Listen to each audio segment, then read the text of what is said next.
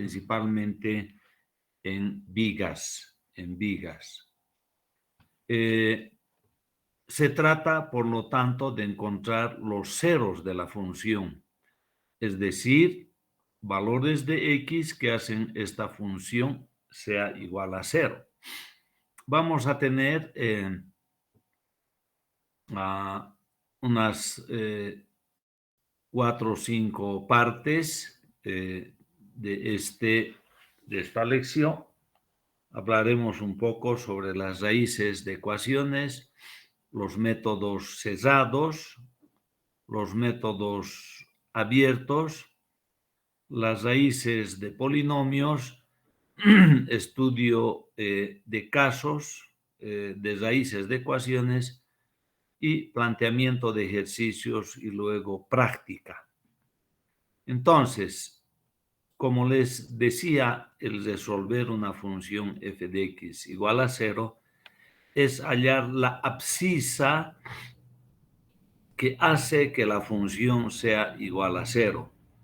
Por eso también se dice que al resolver ecuaciones no lineales, de lo que se trata es de hallar los ceros de la función.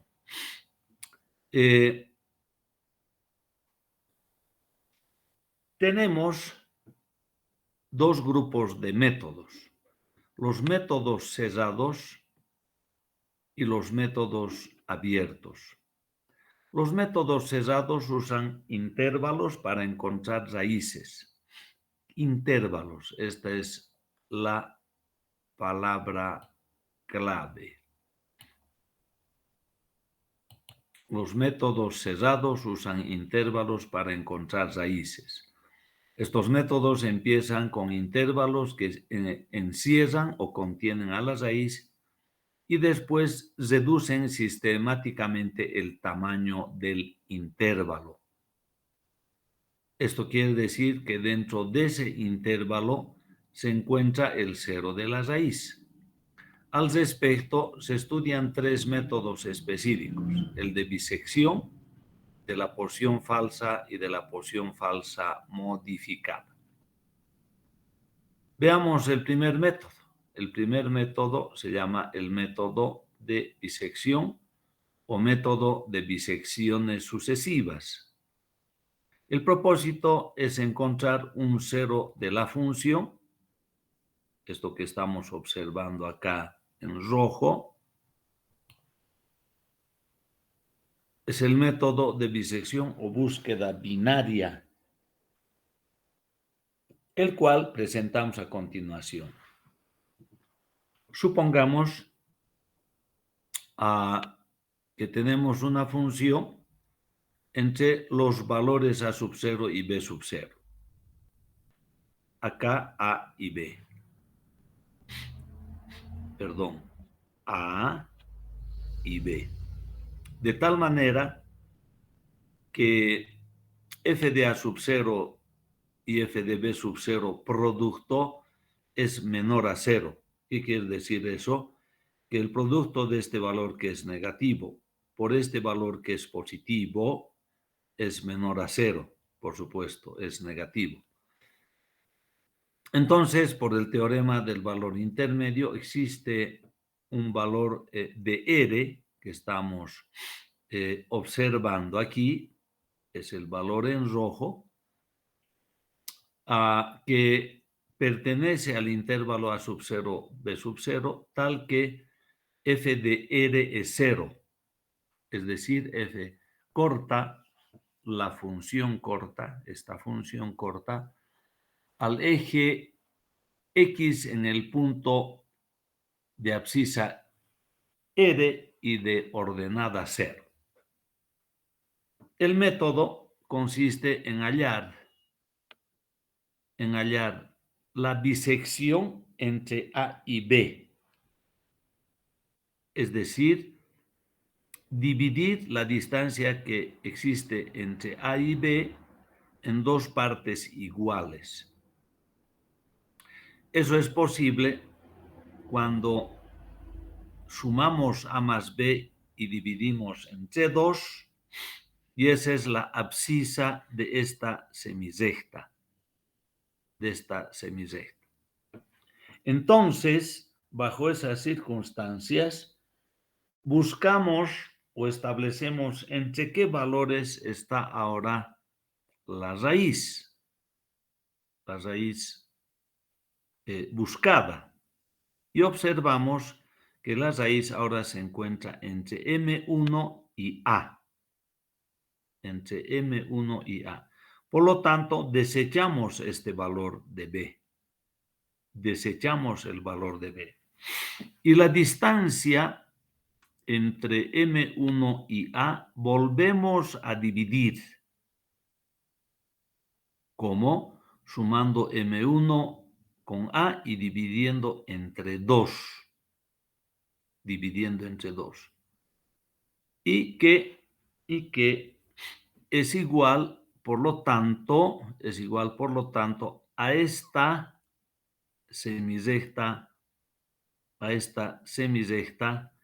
cuya abscisa es M2.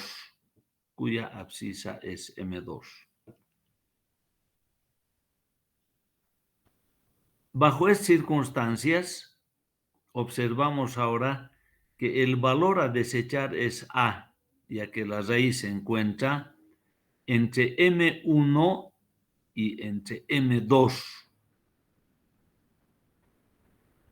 Por lo tanto, M1 vamos a sumar con M2 para hallar M3. La abscisa de esta recta vertical, donde inmediatamente nos damos cuenta de que el valor a desechar ahora es M1. El valor a desechar es M1, ya que la raíz que está en rojo se encuentra entre M2 y M3. Entre M2 y M3. Entonces, podemos observar que el método es eminentemente gráfico. Eminentemente gráfico. Aquí sucede lo mismo. Tenemos una raíz que se encuentra entre A y B y vamos a sumar ahora A más B y vamos a dividir entre 2 y ese valor es la abscisa de esta semirrecta. Por lo tanto, el valor a desechar es A, ya que la raíz ahora se encuentra entre M1 y B. Y proceder de la misma manera. Aquí solo hemos desarrollado un paso, aquí hemos desarrollado 3 veces el método gráfico. El método gráfico. Por lo tanto, ustedes se pueden dar cuenta inmediatamente de que este método gráfico podemos llevar a un algoritmo. Podemos escribir en un algoritmo. Y eso se llama precisamente el algoritmo del método de bisección. ¿Qué dice el algoritmo al respecto? Dice, dada una función de x, aquí está la función f de x, continua en el intervalo AB. Eso es fundamental y básico. No puede haber discontinuidades. En el intervalo A sub 0, B sub 0. Si bien aquí hemos dicho A y B, para poder elaborar el algoritmo, vamos a anotar un subíndice junto a A y junto a B, con propósitos del algoritmo. Entonces decimos, dada una función f de x, continua en el intervalo A sub 0, B sub 0, y tal es que f de A sub 0 por f de f sub 0 menor o igual a 0, condición sine qua non. Entonces, para n 0, tomando en cuenta este subíndice, 1, 2, 3, 4, hasta satisfacer una condición, efectuar. El cálculo de m, que es igual a sub n más b sub n dividido entre 2. Para eso sirve n, que empieza en 0. Entonces, ¿qué estoy haciendo? Sumar a sub 0 con b sub 0 y dividir entre 2. Una vez que tengo conocido el valor de m, tengo que anular a o b. En este caso va a ser b, en este caso va a ser a. ¿Cómo?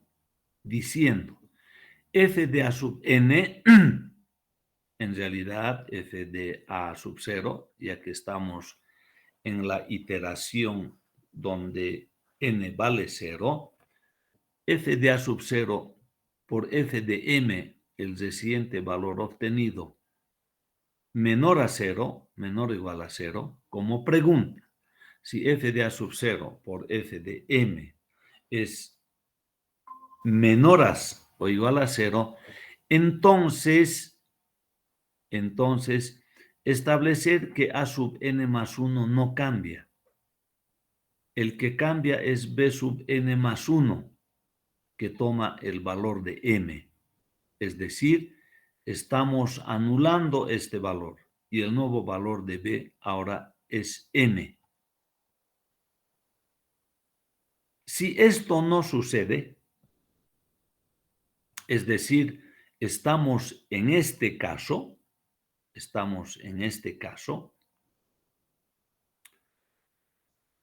quiere decir, por lo tanto, de lo contrario, si esta desigualdad no sucede, entonces el que cambia es a sub n más 1 y toma el valor de m. Y b sub n más 1 no cambia, mantiene el antiguo valor de bn. Eso quiere decir que hemos anulado este valor de a y hemos tomado ahora a como igual a m, lo que es lo mismo a sub n más 1 igual a m. Conclusión. Esta es una conclusión. Luego, f de x tiene un 0, tiene una raíz o 0 en el nuevo intervalo. ¿Cuál es el nuevo intervalo? A y el nuevo b. Aquí, A y el nuevo A y el antiguo B. Y por lo tanto, hay que efectuar este proceso iterativo ahora para n igual a 1. Después será para n igual a 2. Cuando retorno será para n igual a 3, para n igual a 4. ¿Hasta cuándo? ¿Cuántas veces debo hacer? Hasta satisfacer una condición. ¿Y cuál es esa condición? Podemos darnos cuenta hasta que la raíz, este valor buscado, esté entre dos valores sumamente cercanos. ¿Cuáles son esos valores?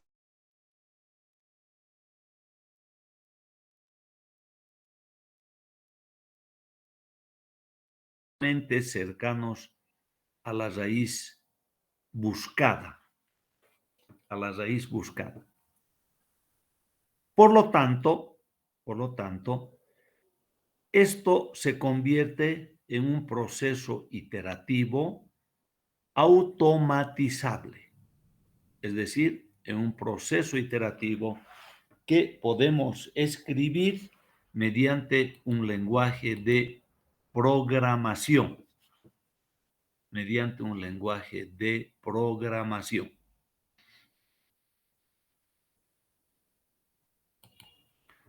Bien, justo a eso vamos a ir ahora en nuestro trabajo.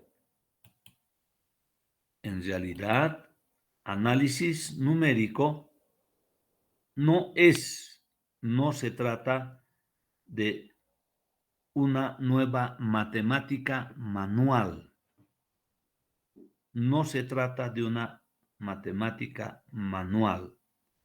Se trata de una matemática en computadora. En computadora. Si ustedes observan nuestra bibliografía, todos los procesos que están incluidos en nuestra bibliografía son procesos automatizables. Unos un poco más que otros.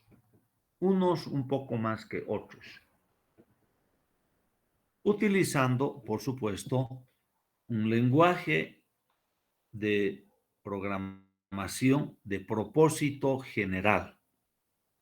En realidad, los lenguajes de alto nivel, que se llaman lenguajes de quinta generación, son lenguajes de propósito general. Son lenguajes de propósito general.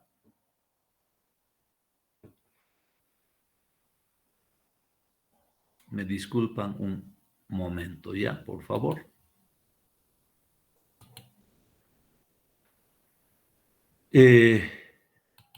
Queridos jóvenes, estoy con el otro grupo y a las 11:15, 11:20, nos encontraremos, por favor, para poder establecer nuestro cronograma de exámenes, ya que prácticamente hemos concluido el avance de nuestra materia. Entonces, 11:15, 11:20, nos estamos encontrando. ¿De acuerdo?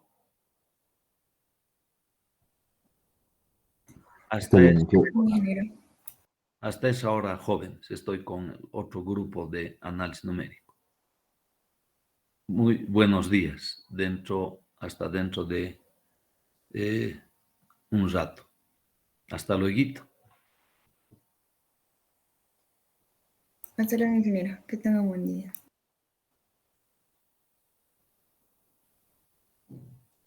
Bien, continuando.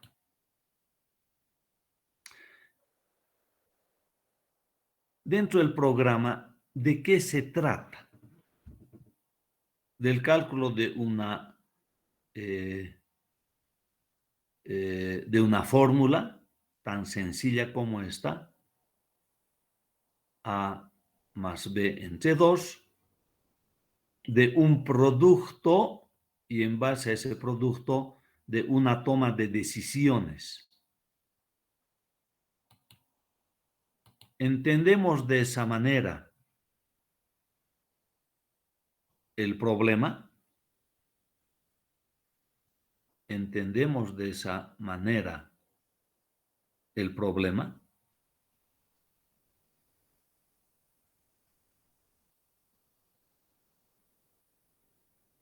¿O hay alguna dificultad en entender?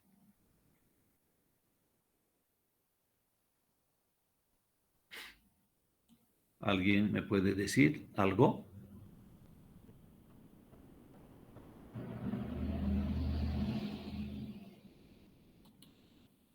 Reitero, estas 3 actividades, porque son 3, en realidad son 3, el cálculo de M, el producto de f de A por f de M, una comparación con 0 y a partir de eso una toma de decisiones. O voy en este sentido o voy en este otro sentido. Un proceso absolutamente algorítmico, ¿no es cierto? Absolutamente algorítmico.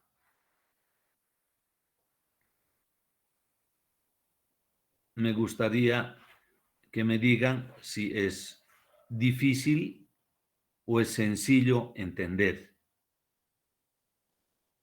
¿Hay alguna dificultad en entender? Y esas tres actividades,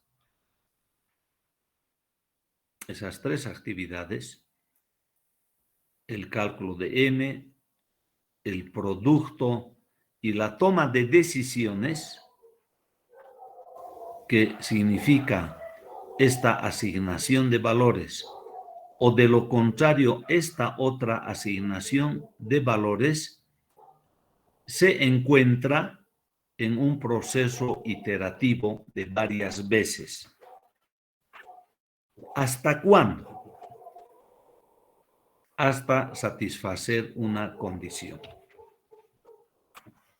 Entonces, de lo que se trata ahora es de llevar este proceso de cálculo numérico a un diagrama de flujo y luego a un programa. ¿Qué dice el ejercicio? Mirando ya este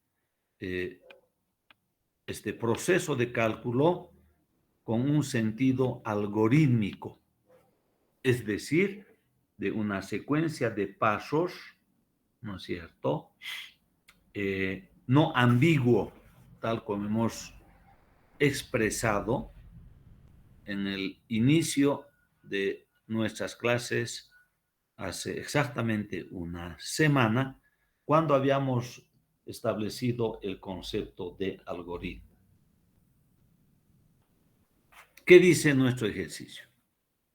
Bueno, ahí tiene un pequeño subtítulo, dice implementación computacional del método de bisección mediante un ejemplo específico.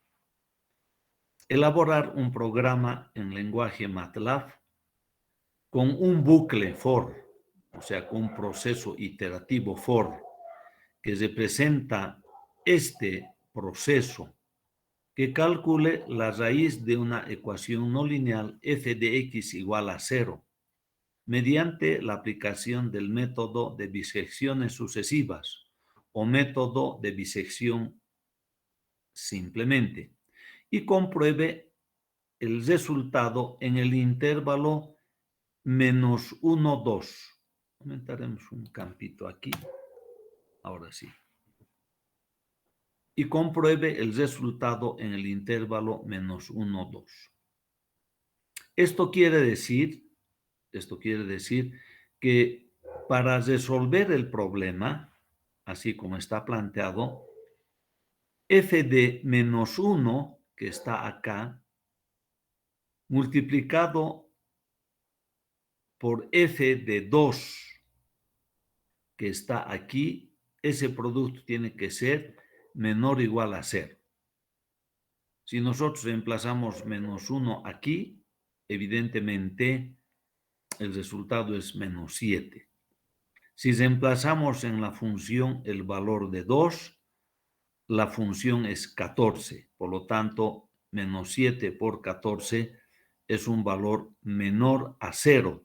Y por lo tanto, podemos aplicar este proceso iterativo para conocer el valor del 0 de la función, es decir, el valor entre -1 y 2 que hace que la ecuación sea exactamente igual a 0.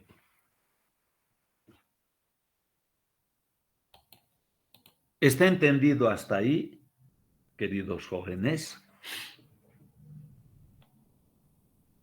¿Está entendido?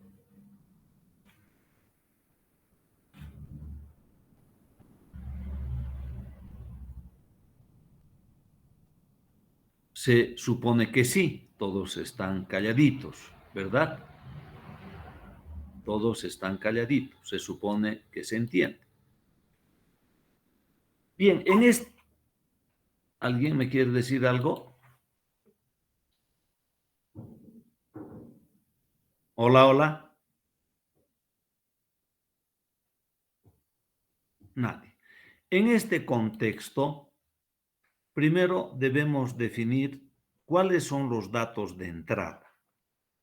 ¿Cuáles son los datos de entrada? Primero, la función. Ese es un dato de entrada. X al cubo más 4x al cuadrado menos 10. Esa es la función. 2.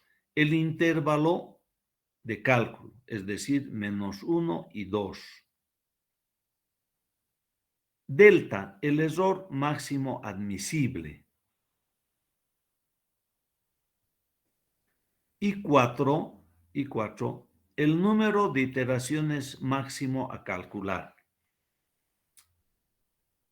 Entonces, estos son todos los datos que debemos introducir en la solución algorítmica de nuestro problema.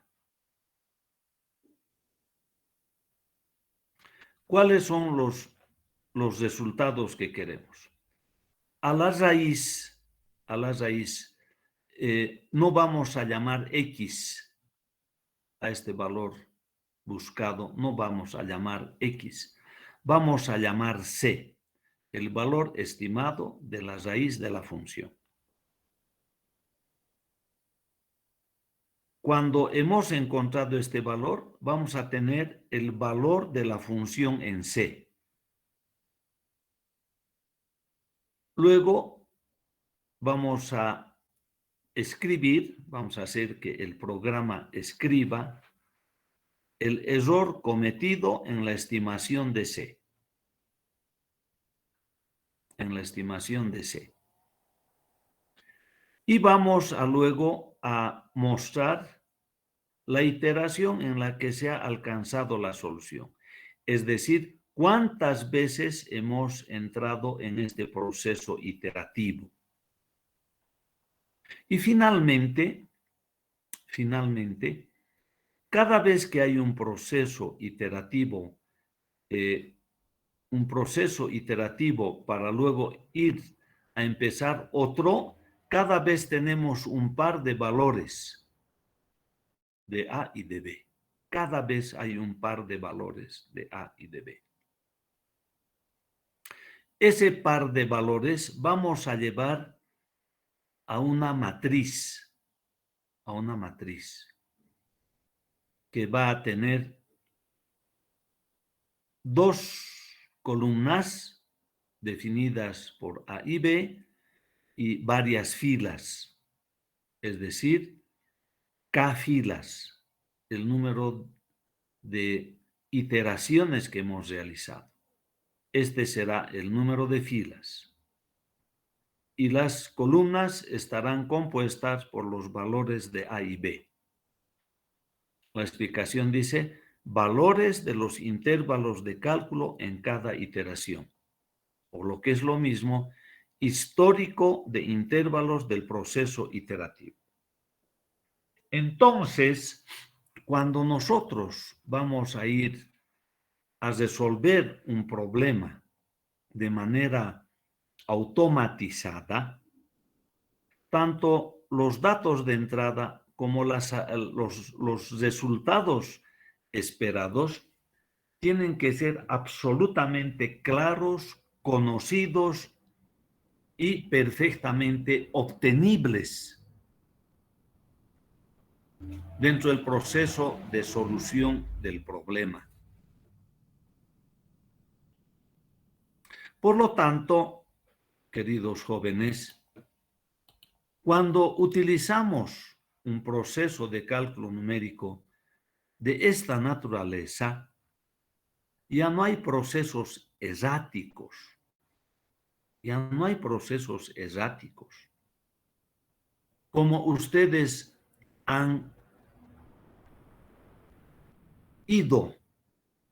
transitado en vuestra formación académica, desde el momento que han ingresado al primer semestre de la carrera de Ingeniería Civil y han tomado las materias básicas, principalmente en el área de matemáticas, de física y, por qué no decir, de química. Principalmente el área matemática. Ya no hay soluciones exáticas. De cuando uno sale de un examen y uno dice, creo que he hecho bien, creo que he aprobado este examen. Y uno solo a veces cree. ¿Por qué? Porque las soluciones que uno ha elaborado en su generalidad son soluciones exáticas. Leo mis preguntas, 3, 4, 5, 6 o más preguntas, y digo, a ver, ¿cuál es la pregunta más sencilla? Esta, y uno empieza por la más sencilla. Ese es el camino. ¿Quién no hace eso? Todos hemos hecho, incluida mi persona, ¿no es cierto? Nadie nace sabiendo cálculo, álgebra o ecuaciones diferenciales. Todos aprendemos y vamos buscando, generando una metodología personal para resolver problemas, ejercicios, enfrentarnos a los diferentes problemas y ejercicios que nos plantean durante nuestra formación académica. Con la diferencia de que en esta materia, que se llama análisis numérico, las soluciones que vamos a impartir ya no son de carácter exático. Debemos elaborar soluciones muy bien pensadas y analizadas, consecuencias de cálculo numérico que la computadora va a recibir de parte nuestra mediante un código. Entonces, primero, ¿qué hay? Hay un algoritmo de esta naturaleza donde lo único novedoso para ustedes va a ser esta flechita. Eso es lo novedoso. El resto es algo que todos entendemos. Y ahora, este algoritmo que estoy escribiendo de esta manera, con una flechita que dice retorne y empiece de nuevo para un nuevo valor de n, ahora vamos a llevar a un diagrama de flujo. A un diagrama de flujo, que es este. Aquí vemos perfectamente una secuencia de cálculo numérico en el que deseamos implementar este proceso iterativo, pero de manera gráfica. Y a eso se denomina diagrama de flujo.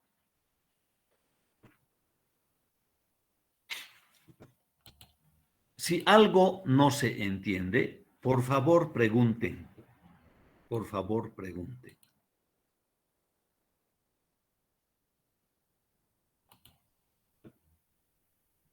Entonces, ¿qué dice nuestro diagrama de flujo? En realidad, el proceso ya está visto aquí, ya está elaborado aquí, ya está entendido aquí. Y lo que queremos es que este proceso de cálculo numérico podamos expresar mediante símbolos de los diagramas de flujo. Símbolos que están administrados por una institución que se llama ANSI. Así se llama la institución. ¿Dóndecito voy a anotar? Aquí voy a anotar. Voy a decir, la institución se llama ANSI. ANSI. ¿Qué quiere decir? American National. American National Standard Institute. Así se llama. American National Standard Institute. Todo por lo tanto está estandarizado en relación a los símbolos que se utilizan en la elaboración de un diagrama de flujo. Entonces, vamos iniciando. Primero, la lectura de los datos, todos estos. Ahí están incluidos, ¿no es cierto? F, A, B, delta y ITM. Verificamos si el producto cumple con esta condición, solo que en el diagrama de flujo hemos puesto al revés este signo. Hemos dicho, f de A por f de B es mayor a 0. Si es mayor a 0, no hay nada que hacer. No podemos aplicar el método y simplemente escribimos un mensaje de error y termina todo, en fin. Cuando la respuesta es no, entonces vamos a entrar al proceso iterativo desde 1 hasta ITM. ITM puede ser 5, 10, 20, 100 veces. Primero vamos a calcular M, que aquí estamos llamando C. M aquí es una denominación, simplemente. Aquí también. Entonces, para nosotros C es M, la primera operación, que es A más B entre 2. Ahora voy a comparar f de C con 0. Primero, antes de comparar con menor o igual a 0. Voy a decir, f de C es 0. Si f de C fuera 0, entonces A y B son C. Lo mismo, A y B son C. Luego digo P, la matriz P, está formado por A y B. Por A y B. Y comparo mi resultado contra el error máximo admisible, que es delta. Para definir delta en este momento, podemos decir que es un valor muy pequeño. Por ejemplo, 1 por 10 a la menos 5, o puede ser 1 por 10 a la menos 10. ¿No es cierto? Entonces, como A y B son 0, 0 es menor a 1 por 10 a la menos 10. Por lo tanto, yo ya puedo escribir aquí los resultados de la solución a mi problema. Es decir, puedo escribir estos 5 valores que están aquí. 1, 2, 3, 4 y 5. Muy bien. Si f de C no es 0, entonces voy a ir ahora por f de B por f de C mayor a 0. Al contrario que esta operación de comparación. Si f de C, f de B por f de C es igual a 0, el valor que cambia es A. O sea, que estoy en este caso, en el de abajo, en el caso de lo contrario. Si f de B por f de C es mayor a 0, estoy en el caso de arriba. El que cambia es B. ¿Y qué valor toma? El valor de M, que en mi cálculo se llama C. Una vez que tengo o este escenario o este escenario, vengo y pongo en la matriz P los valores A y B. Hallo la diferencia entre estos valores y digo, B menos A es menor a delta, y resulta que la respuesta es no. No he encerrado la raíz entre valores que muestren que ese encierro es muy pequeño. Entonces, empiezo un nuevo proceso iterativo, es decir, he venido hasta acá y no se está cumpliendo todavía la condición. ¿Cuál es esta condición? B menos A menor a delta. Entonces voy a ir a empezar un nuevo proceso iterativo, es decir, con n aumentado en una unidad. Y el resto ya es conocido, ¿no es cierto? El resto ya es conocido. Es decir, ¿cuándo voy a salir fuera del proceso iterativo para escribir la solución? Para escribir la solución.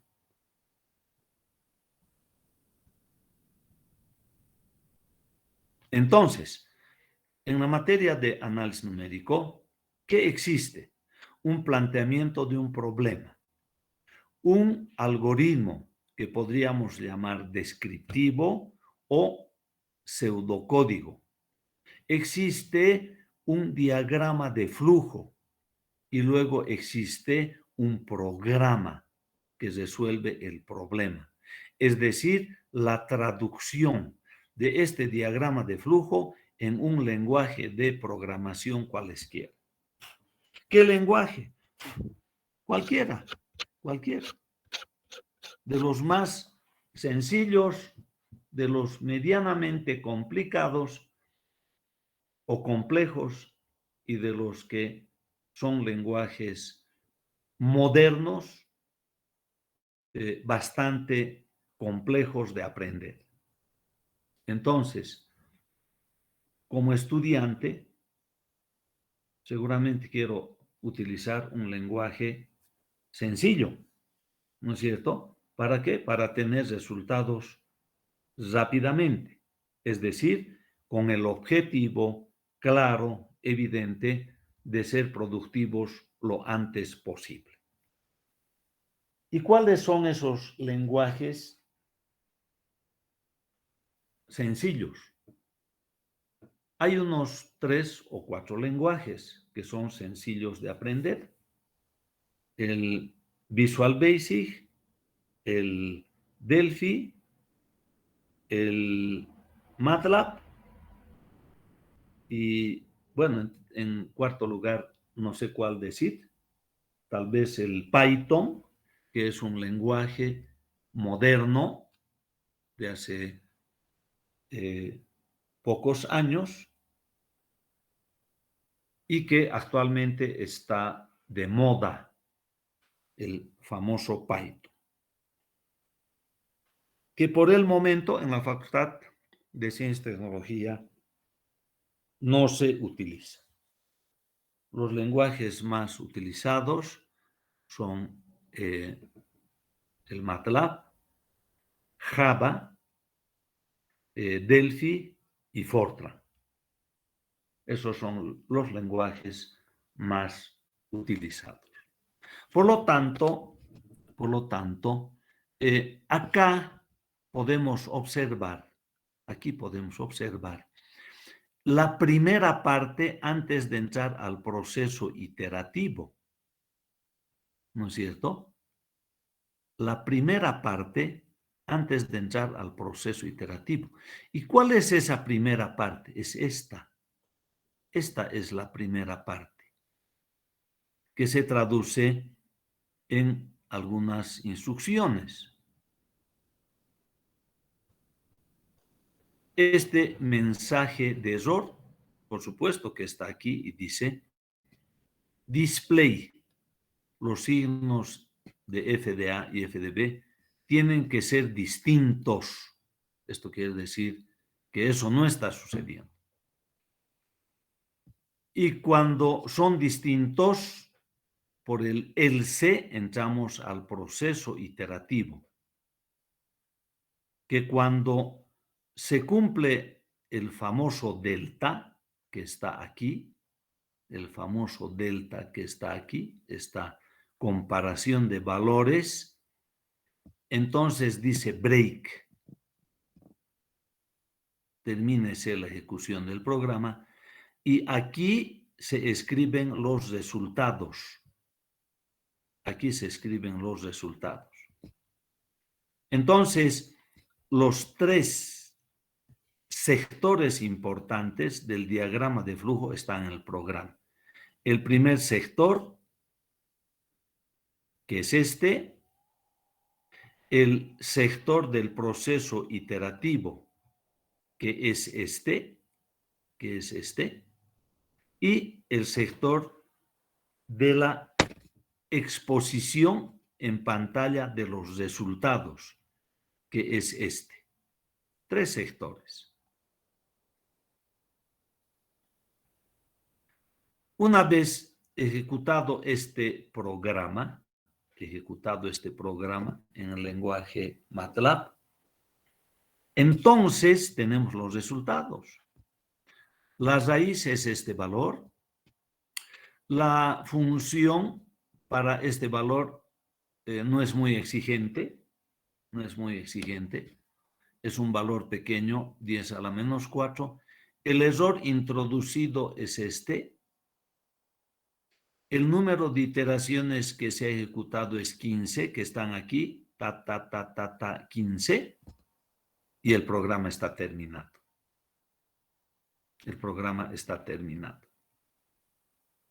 Entonces, de eso se trata. Y reitero algo para luego ir a ver el programa, es que la secuencia de pasos de cálculo numérico, por supuesto que podemos hacer de manera manual. Podemos hacer las 15 veces.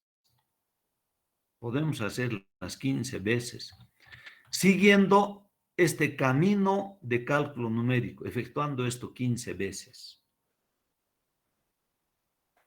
Y, por supuesto, que vamos a poder sacar resultado. Muy bien, voy a ir en busca de la solución automatizada y quiero mostrarles todo el proceso. Ya no voy a poder venir aquí fácilmente, sin embargo, lo voy a dejar pendiente por si haya alguna pregunta. ¿Hasta aquí está entendido, jóvenes?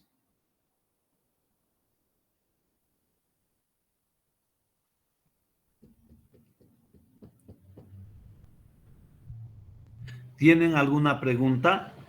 Les estoy escuchando.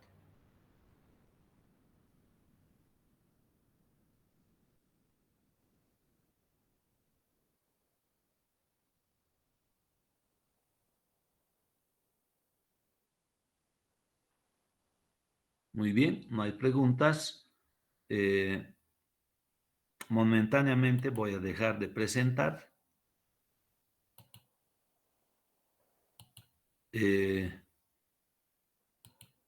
Vuelvo a la presentación y voy a mostrar toda la pantalla.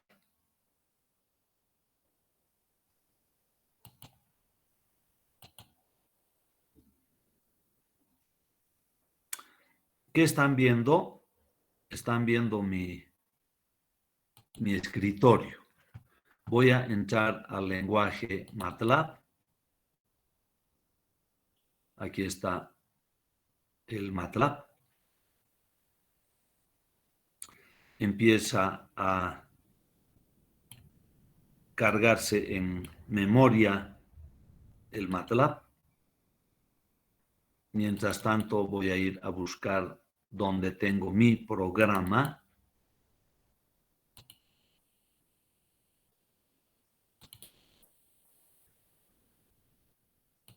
No sé si está acá o está acá. Veremos. Programas para clases. Disección. Espero que esté acá. Ah, no, no es ese. Ups. Cálculo, errores. A ver, Bisect. Este es el programa. Bisect. Método disecciones. Muy bien. Me voy a salir de aquí. El programa MATLAB se ha instalado, está en memoria. ¿Qué tiene? Este es el escritorio del lenguaje MATLAB. Es un escritorio del tipo Windows. Todos conocen el Word, todos conocen el Excel. Cada uno de estos tiene su escritorio propio, ¿verdad? Y este lenguaje de programación tiene este escritorio. ¿Qué tiene el escritorio? Tiene una sección de menú que está acá. Tiene el current folder, o sea, la partición del disco actual, current folder. Tiene el espacio de trabajo, el workspace, donde se van a anotar todas las variables que se ejecutan en el programa. Y aquí tenemos el command window, es decir, la ventana de comandos. Entonces voy a ir ahora en busca de mi programa que está en en E, está aquí en Zabalaga, está en computación, no, en cálculo numérico, aquí, está en programas para clases, para mis alumnos, está en método bisecciones, y este es el programa que se llama Bisect. Entonces, les voy a mostrar el programa. Aquí está el programa. Aquí está el programa. Se acordarán que la función es x al cubo, 4 por x al cuadrado menos 10. Los valores iniciales de A y B son A menos 1, B es 2. Aquí he puesto bastante exigente. El delta es 10 a la menos 10. Estoy diciendo que el proceso iterativo, aquí está, ITM, se va a realizar 60 veces. El primer par de valores he llevado a la matriz B. X toma el valor de A, menos 1, y calculo la función para X igual a A. Entonces, esto es FA. X toma el valor, es decir, 2, y calcula el valor de la función f mediante el procedimiento eval. Este es un procedimiento que dice, calcúlese la función f, calcúlese la función f con el valor de x igual a a. Y aquí calcúlese el valor de la función f con el valor de x igual a b. Y ahora voy a elaborar, voy a calcular el producto de FA por FB. Si es mayor a 0, no puedo utilizar el método. ¿No es cierto? Dice, los signos FA de FDA y FDB tienen que ser distintos. Y si son distintos, el C, esto es de lo contrario, el C, entonces voy a entrar al proceso iterativo que lleva adelante mi diagrama de flujo. Mi diagrama de flujo. Y aquí voy a escribir los resultados. Los resultados. Entonces me salgo de acá y voy a escribir aquí el nombre del programa. Existen varios programas, pero voy a ejecutar el que tiene la mancha que dice Bisect. tal cual está anotado, y voy a decir Enter, y el programa se ejecuta.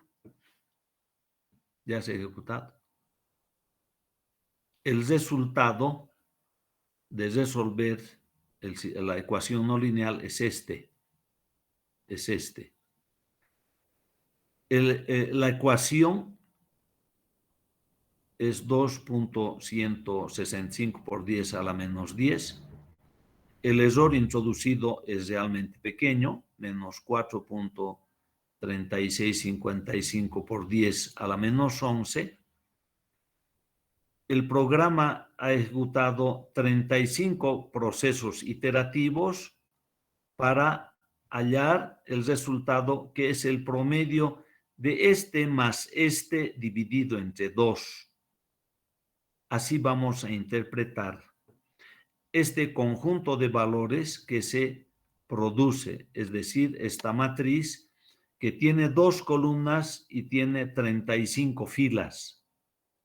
Si yo sumo este valor con este valor y divido entre 2, va a ser exactamente igual al valor de C, que es la solución a la ecuación no lineal.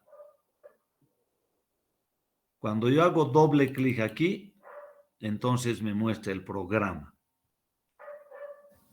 Podemos entrar a ver qué hace el programa. Calcula el valor de C, lleva ese valor a X, calcula la función y pregunta si f de C o fc es exactamente igual a 0.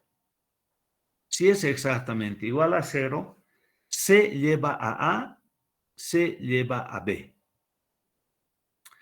Si esto no sucede, viene el else if. El else if. Que dice f de B multiplicado por f de C es mayor a 0. Cuando esto es verdad, el que cambia es B. Y cuando esto es falso, esta comparación, el que cambia es A. Lleva a la variable, a la matriz P, los valores de A y B, de esta manera. ¿Para qué? Para que vaya aumentando. P es el antiguo P más estos dos valores. Luego verifica si el valor absoluto de A menos B es menor a delta, a ese valor pequeño. Si es verdad, break, para que se ejecuten estas instrucciones y que se muestren en pantalla. Si todavía falta, no se cumple la condición, entonces B asigna a X. Inmediatamente calcula FB para que en el retorno se calcule el valor de C y se calcule el F, el valor de la función F, donde con XC. Y empieza de nuevo el proceso iterativo, hasta que se cumple la condición y dice break. ¿Cómo se escriben los valores? Se escriben los valores que no tienen punto y coma.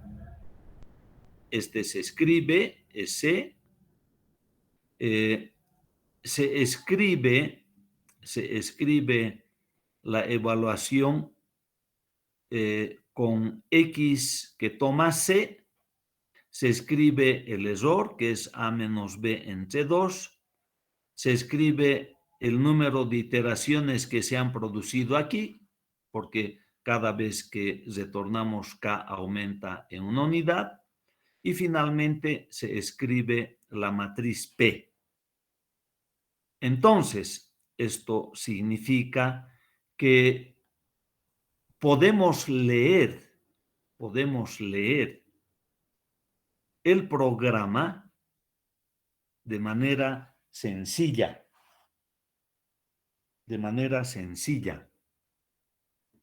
Podemos leer todas las instrucciones del programa. Y normalmente eso es posible cuando yo tengo en mente el diagrama de flujo, ¿no es cierto? Estoy entendiendo perfectamente el diagrama de flujo. Ese conocimiento está detrás de lo que estoy leyendo en mi estructura mental. Está atrasito. Y estoy acordándome y relacionando lo que dice el programa con lo que dice el diagrama de flujo, que lo tengo en mi estructura mental ahí atrasito.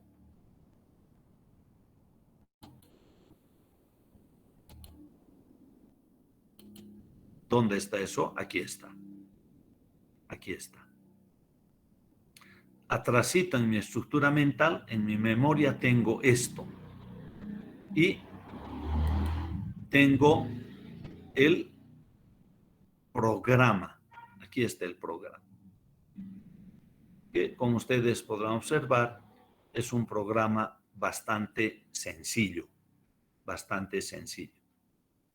Es una fórmula que calcula M, en el programa se llama C, procede a la comparación de f de A con f de C y toma la decisión en un sentido o en el otro sentido. Punto.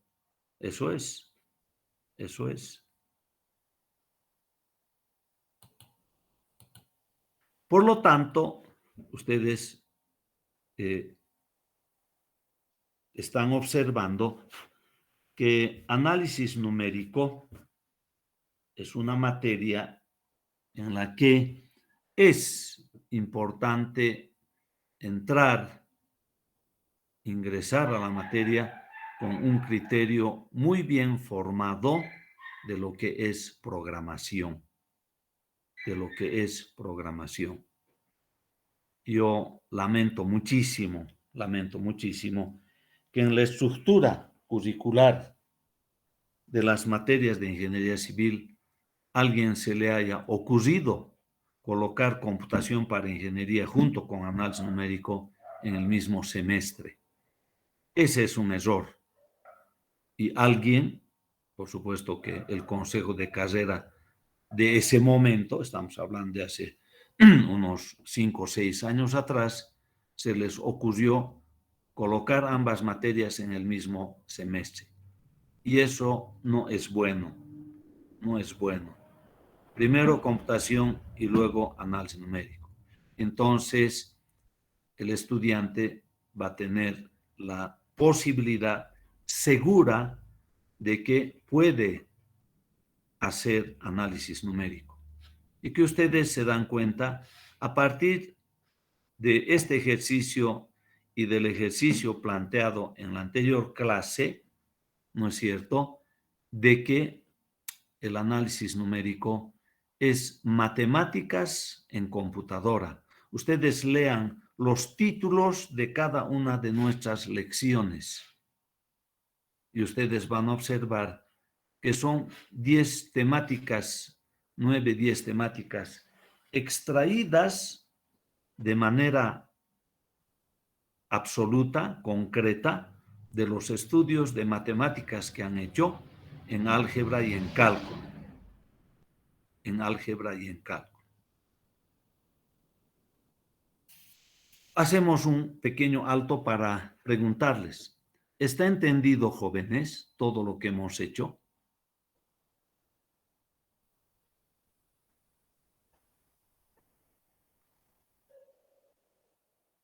¿Tienen alguna pregunta?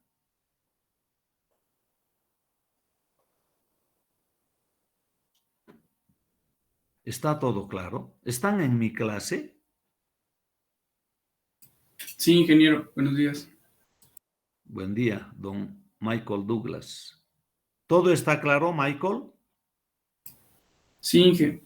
Tal vez algunas dudas mañana, una vez revisando bien el programa, sería aprovechar, ¿verdad? Por supuesto que sí, por supuesto que sí. Yo les comento, mi estilo es como del profesor Condori. ¿Alguien ha ido a sus clases del profesor Condori?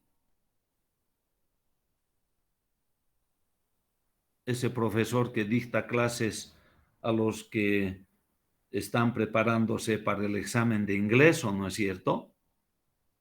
El profesor Condori dice en su anuncio, en su pancarta ahí en la esquina de la Oquendo y Jordán, dice: nadie se va a su casa con dudas, nadie. Aquí se resuelven todas las dudas. Yo soy del mismo estilo. En todas mis clases siempre pregunto: ¿está todo claro?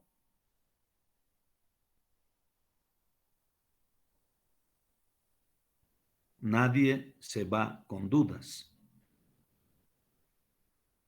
De manera que cuando ustedes tienen sus capturas de pantallas, me imagino que un cuaderno y un lápiz ahí frente a vuestra laptop, perdón, están tomando nota de algunos detalles que voy explicando, pero que en mi presentación está absolutamente todo. Les puedo garantizar, todo pongo en mis presentaciones. No necesito escribir nada, porque estaría muy complicado entre escribir, explicar, volver a escribir, volver a explicar. Ahí estoy perdido. Estoy perdido. Entonces, en las materias que yo hago, todo está escrito. Y por supuesto, para ampliar, está la bibliografía. Para los ejercicios y más programas, está la bibliografía. Y eso he puesto en el Drive para ustedes. Los problemas básicos en lenguaje de programación Delphi he puesto. Espero que ya hayan revisado. Bien. Voy a retornar a mis pantallas. Voy a continuar con el texto de la materia al siguiente método. Pero antes voy a quitar el programa. Voy a quitar el programa. Entonces, primero quito esta parte. Puedo hacerlo haciendo clic aquí, pero para quitar el lenguaje MATLAB no debo quitar viniendo aquí. Eso es prohibido. Hace daño al lenguaje. Vengo aquí y pongo la palabra quit. Y cuando hago enter, el programa abandona la memoria. Ahora, ustedes me dirán, ¿y cómo voy a hacer este programa? ¿Cómo voy a elaborar? Este programa y otros están en los libros de MATLAB y simplemente hay que copiarlos. Eso es lo interesante del MATLAB. Ahora, ¿cómo voy a copiar? Eso ya debo indicarles inmediatamente. Voy a venir a New. Aquí, voy a venir a New. No me gusta. Voy a venir a New. Y tengo acá una serie de nuevos para generar. Cuando yo quiero escribir un programa que tiene este icono, voy a hacer clic aquí. Voy a hacer clic aquí. Y tengo una pantalla vacía. Es decir, este es el editor donde voy a escribir el programa. Sencillo, ¿verdad? Y luego voy a guardar y voy a decir, aquí dice Create New Document. Entonces voy a crear un nuevo documento y voy a guardar en la carpeta que yo desee y le voy a poner el nombre de Bisect. Aquí voy a poner Entonces, perdón, aquí voy a poner cuando yo diga save, cuando yo diga save, voy a ponerle el nombre, que aquí dice que no tiene título. Entonces voy a guardar en un lugar que yo he elaborado, generado para mi programa. Es decir, inmediatamente el lenguaje me lleva a este cuadro de diálogo que sirve para guardar. Cuando se trata de un programa .m con este icono. Cuando se trata de una función como esta de acá que dice f de x, voy a también entrar a new, pero voy a hacer clic en función, porque esta de acá es una función. Y me va a dar ya no en blanco todo, me va a decir, escriba la función con esta ayudita. Eso quiere decir, escriba esta función con esta ayudita. Una función es parecido a eso que dice z igual a f de x, y. ¿Dónde están los argumentos? Aquí está x, aquí está y. ¿Está entendido? Entonces, una vez que he llenado la función, que les voy a mostrar, bueno, que en realidad ya les he mostrado, me estoy olvidando, les he mostrado F1 y F2 de la clase anterior, ¿se acuerdan? Aquí voy a escribir ese F1 y ese F2, aquí. Y voy a grabar de la misma manera como una función. Al hacer clic, por lo tanto, en Save, me lleva al cuadro de diálogo tan conocido por nosotros. Y con eso ya estamos bastante bien para poder escribir programas. ¿Quiere guardar los cambios? Yo le digo no. Y para salirme del lenguaje simplemente hago quit y digo enter. Y chao todo. ¿Dónde he quedado? He quedado en mi pantalla. Ahorita están viendo ustedes esto. Entonces, programación significa un buen instructor. Un buen instructor. Me echaré una flor encima. Me gusta ser un buen instructor y mucha práctica. Y mucha práctica.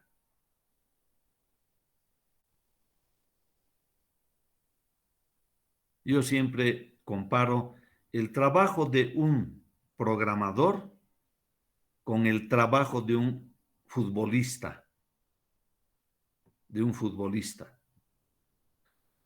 Si Lionel Messi escribe un libro sobre fútbol, yo no voy a aprender fútbol leyendo su libro. Voy a aprender fútbol entrando a la cancha, practicando, jugando, estando ahí. ¿No es cierto?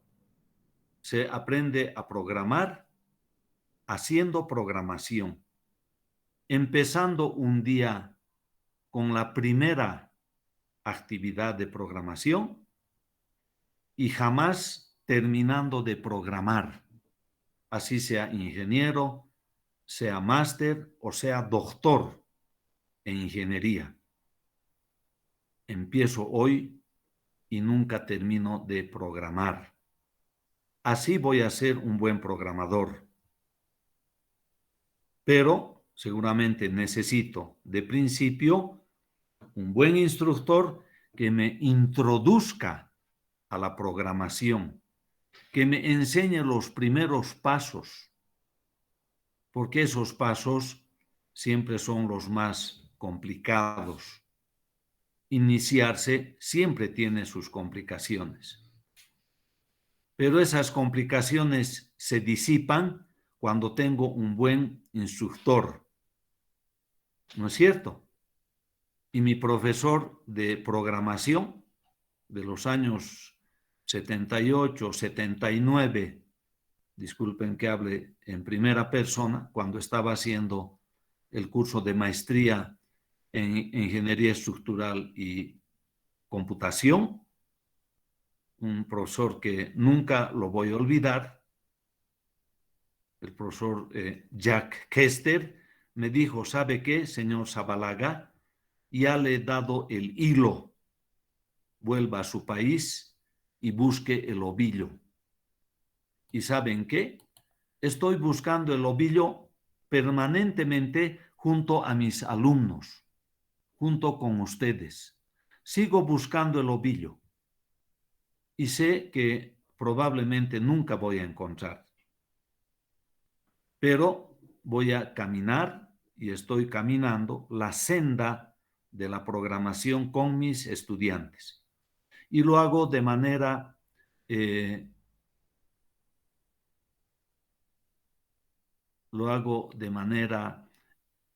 completa, lo hago de manera exponiendo todo lo que sé y sigo aprendiendo.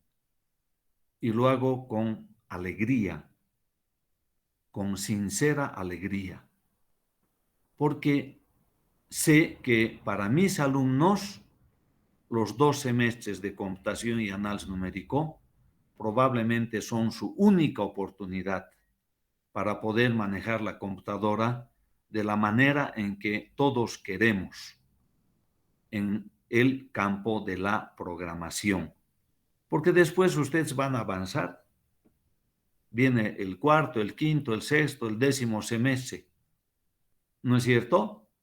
Y van a difícilmente volver a un curso, a un instituto a programar. Esta es vuestra gran oportunidad, esta gran oportunidad, porque después van a estar en otras cosas. Van a estar mirando hormigón, van a estar mirando estructuras metálicas, van a estar mirando obras hidráulicas, van a estar mirando geotecnia, y volver a programación no va a ser muy fácil. No va a ser muy fácil. Y si salen a hacer su posgrado, ahí sí van a necesitar saber programación con absoluta seguridad. Con absoluta seguridad. Y les van a preguntar, ¿sabe qué, señor ingeniero? Ha venido a hacer maestría, ¿no es cierto? Sí, profesor. ¿Sabe programar? Va a ser una pregunta bastante interesante. Y ustedes se pondrán la mano al pecho y dirán, ¿sé o no sé? ¿Cuánto he aprendido en mis materias de pregrado de computación y análisis numérico? El manejo de la programación. Y en ese entonces, tal vez MATLAB no sea importante, tal vez Delphi no sea importante, y tal vez sea Java, sea Python, sea C++, sea C#, alguno de esos lenguajes de programación, e ingresar a manejar un nuevo lenguaje de programación no será tan difícil como empezar de cero. No será tan difícil, porque las estructuras de los lenguajes son semejantes. La única diferencia es su sintaxis, su parte externa, lo bonito que es cada lenguaje. Entonces, qué importante es aprender a programar y no escapar de esa responsabilidad, porque ya me he enterado de que algunos han dicho, mejor me escapo de la materia de análisis numérico, porque pues hay ciertas cositas que no sé si puedo, no puedo, voy a responder o no voy a responder. Esa es la realidad, queridos jóvenes. ¿Y saben qué? Me gusta tocar estos temas que son sensibles al estudiante. Esto es muy sensible a ustedes.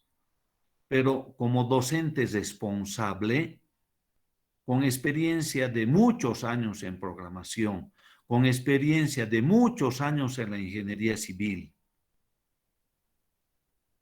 pues debo hablarles con absoluta claridad, ¿no es cierto?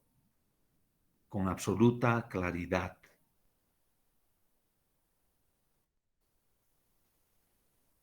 Es feo decir, pero dice las cosas claras. Como vulgarmente se dice, a calzón quitado, ¿no es cierto? Con el debido respeto a todos ustedes. A mis alumnos yo les tengo una estima muy especial. Les tengo un respeto único y me debo a los estudiantes. ¿Por qué hay universidad en el mundo? Porque hay estudiantes, ¿no es cierto? Si no hubiera estudiantes, no hay universidad. Los docentes vamos a ir a dedicarnos a hacer ingeniería o cualquier área profesional ahí en la calle, ¿verdad? Si hay universidad es porque hay estudiantes. Y los docentes debemos hacer las cosas, debemos enseñarles con mucha responsabilidad, con mucha entrega, escuchándoles cualquier duda, escuchando cualquier observación y también cualquier sugerencia. Porque puede venir un estudiante con muchas ideas, ¿no es cierto? Puede venir con muchas experiencias externas y decirle, ¿sabe qué, docente? ¿Por qué no nos enseña de esta otra manera? ¿Por qué no nos explica por este camino o por este otro? O decir simplemente, ¿sabe qué, docente? No le entiendo. Tendría la gentileza de explicar, de repetir, de hacerlo un poco más didáctico. ¿Por qué no? Y los docentes estamos para eso, para estudiar, para escuchar al estudiante, escuchar sus motivaciones, sus preocupaciones, sus necesidades, sus expectativas. Porque al terminar esta carrera, ustedes se van a ir a ganar la vida. Y como todo mortal en la tierra, van a ir a conformar una familia, ¿no es cierto? Van a ir a conformar una familia. Y para conformar una familia hay responsabilidades. Y si soy profesional y quiero ser un buen profesional, y en base a esa formación profesional voy a llevar adelante una familia, entonces necesitamos una buena formación para ustedes. Una excelente formación. Y para eso estamos los docentes, que no tenemos que guardarnos nada para nosotros y seguir todos los días investigando para mejorar el conocimiento que vamos a transmitir y mejorar las habilidades y destrezas que necesita el estudiante aprender para ser competitivo ahí en la calle. Competitivo. Y quiero decirles algo más, ya está terminando la hora de clase. ¿Saben qué? Cuando muchos de mis colegas mayores en esta universidad empezamos estudiando ingeniería, en Bolivia habían 3 carreras de ingeniería civil y no habían más, queridos jóvenes. Oruro, Potosí, La Paz. No había más. No había más carreras de ingeniería civil en Bolivia. Ahora, aquí en Cochabamba nomás tenemos varias, ¿no es cierto? Hay en la UPB, hay en Univalle, hay en ULAT, hay en la Católica, hay en San Simón, Ingeniería Civil, 5, no sé si hay alguna más. Incluso otras universidades del interior ya tienen sus sedes en Cochabamba, ¿no es cierto? Ya tienen sus sedes en Cochabamba. Solo aquí unas 5 o 6 carreras de Ingeniería Civil. Y en el resto, Santa Cruz, La Paz, Oruro, Sucre, Potosí, etcétera, más carreras de Ingeniería Civil y por lo tanto más competencia. Más competencia. Entonces, que requerimos una excelente formación académica, una formación académica profesional de ustedes. Y para eso estamos los docentes, para cumplir con ese objetivo. Y de parte de ustedes, mucha voluntad, mucho entusiasmo y horas de trabajo, de estudio, de investigación, desde paso de lo que se hace en clases, de revisión de libros, de textos, de tutoriales, de videos, etcétera, etcétera. Ojo que en nuestra época no había internet, no había Google, y lo único que había que esperar es que el librero traiga el mejor libro posible. Y en nuestra memoria retumbaba la voz del docente y su presencia en aula. Retumbaba en nuestra estructura mental. Y tratábamos de acordarnos palabra por palabra qué había dicho el docente respecto de una temática. Y buscar lo poco de libros que había para poder estudiar. Eso es jóvenes. Eso es jóvenes. Unos 5 o 10 minutos de charla que verdaderamente considero importante para que ustedes pues asuman responsabilidad, asuman energía, asuman deseos de estudiar y de avanzar en vuestra formación académica. Mañana vamos a continuar. Hemos visto apenas un método, pero sí con su respectivo programa. Muy buenos días, jóvenes. Buen día, Inge, hasta luego. Buen día, Inge, hasta luego. Que les vaya bien hasta el día de mañana.